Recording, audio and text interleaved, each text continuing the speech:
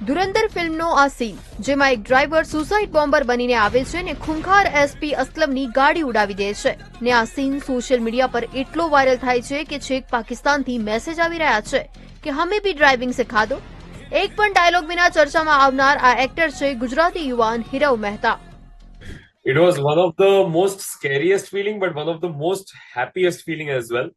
Because मैंने जब ये स्क्रिप्ट देखा, I was like कि यार इतनी बड़ी बॉलीवुड फिल्म में मुझे एक सीन मिल रहा है जहां पे मैं सबसे prominent character SP Aslam Chaudhry को मार रहा हूँ। रणवीर सिंह सर है ना, वो बहुत ही ग्राउंडेड, बहुत ही हम्बल है।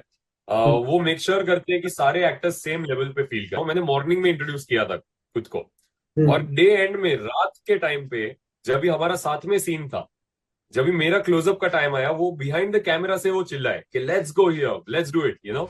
મૂળ તળાજાના હિરવે ચાઇલ્ડ આર્ટિસ્ટ તરીકે પણ કામ કરેલું છે ને મેરે આખો વિડિયો જોવા માટે ડાઉનલોડ કરો દિવ્ય ભાસ્કર એપ।